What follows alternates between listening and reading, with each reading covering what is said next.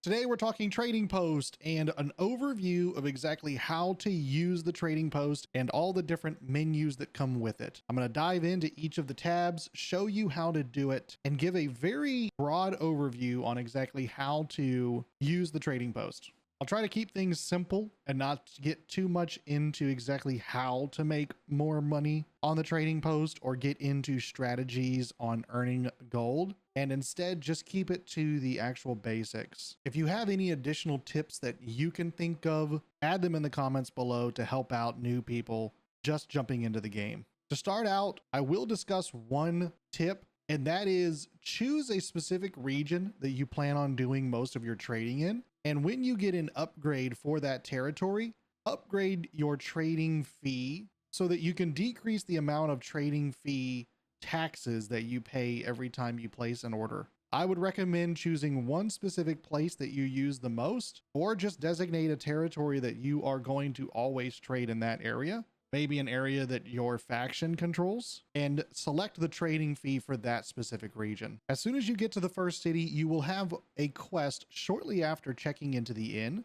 that will require you to go to the trading post and the storage shed. At that point, you are now able to access the trading post. Amazon did this to try and reduce the amount of bots in the game that were able to affect the market. Now that we're in the trading post, you will notice your Azoth and coins in the top right. You will notice that you can select all of the different regions from this dropdown. You will notice three primary tabs that go over your orders, the sell, and the buying menu. We'll start with the My Orders tab because it is the easiest.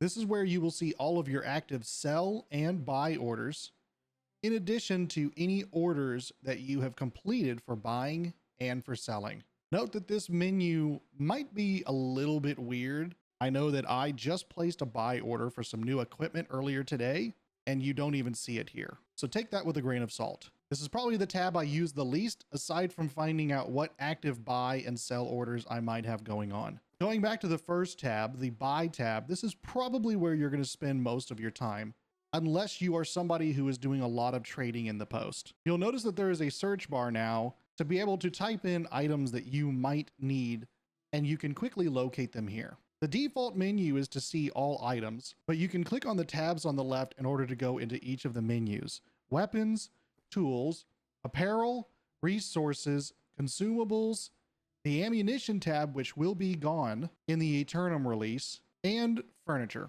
If you are looking for a specific item, I would recommend typing it into the search feature. But if you are maybe looking to upgrade your weapons and would just like to look at all of the possible swords that are in the menu, you can do so by tabbing down into the sword menu, and then either selecting a sword that's on the left that you like or want, which these are organized by the tiers, or sorting each of the different columns inside of this side menu to find what you're looking for. If you are looking for the highest tiered item, sort by that. Maybe you're looking by the highest gear score item and you want to sort by that. Or maybe you just want the cheapest item possible, then sort by that. If you are a low-level character, I definitely recommend clicking this box, which makes it to where the only items you'll see are those that you can use, which will remove any items that require a level that is higher than where you're currently at. Also, if you're broke, clicking the can't afford box is a great way to not have a bunch of expensive items that you can't afford anyways. In addition to those two checkboxes, you can click on the filters tab to bring up even more.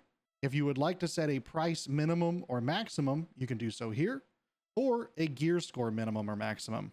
The next section will let you choose a specific attribute for the gear that you are looking for. Choosing strength and then choosing single attribute only will make it to where if you are looking for strength armor, the only armor that will appear is armor that has all strength. If you are a tank that is looking for strength or constitution, you can select both of them and gear that can have either or both will appear. Additionally, you can select to have a specific gem socketed into the item that you are looking for, or a specific perk. Not too long ago, I was looking for a new luck gear set, and I was able to choose this perk and apply, and now the only gear that was going to show up for me inside of the armor menu is gear that has a luck perk. If you are looking for a specific piece of gear that requires multiple different perks, you can choose multiple perks, select only selected perks, and now gear with those 2 perks only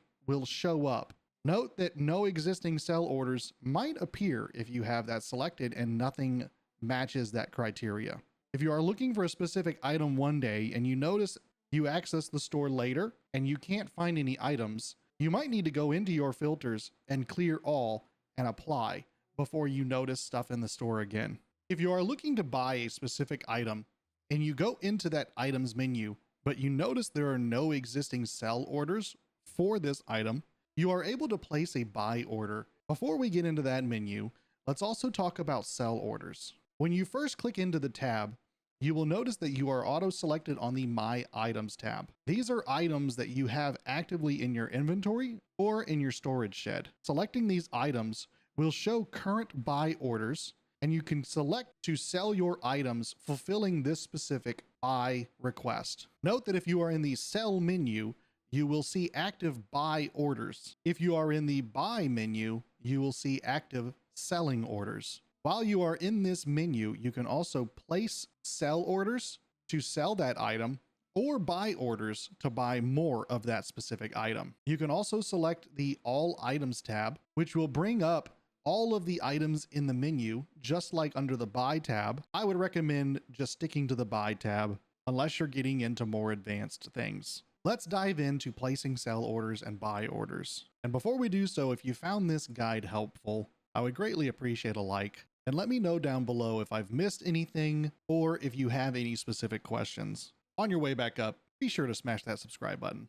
To start, let's begin a sell order. When you click into this menu, you will see your item on the left. You will see all current sell orders on the top right, and you will see the current buy orders on the bottom right. You will also notice a transaction charge, which changes as you change the value for the item. This transaction charge comes out of the price you receive per unit when somebody buys your item. Also notice that there is a listing fee at the bottom, which you pay at the time of listing in order to put your item up on the market. This listing fee does change based on the duration in which you want your item to stay on the market. If it is a hot item and you only think it'll be on the market for a day, list it for a day. But note that if you are reposting it every day, you will pay a little bit more in order to have that on there every single day, instead of just paying a little bit more to post it for 7 days or even 14 days. Note that these 2 boxes are here in order to show you what the current buy orders and current sell orders of this item are. And this should help you be able to find a price for your item based on whether you are willing to wait for it to sell for higher or whether you want the money right then. In the buy order screen, we will notice that these 2 boxes are flipped. The price for the transaction fee is no longer here, but is instead now down on the bottom of the screen under the total that you will be paying. Note that for the sell order, you put your item on the market and you pay a transaction fee to post it. But when placing a buy order, because you have no item to put out there, you are putting your gold on the market. At the bottom in the parentheses, you will see the dollar amount of what you are requesting, as well as your fee for posting your request.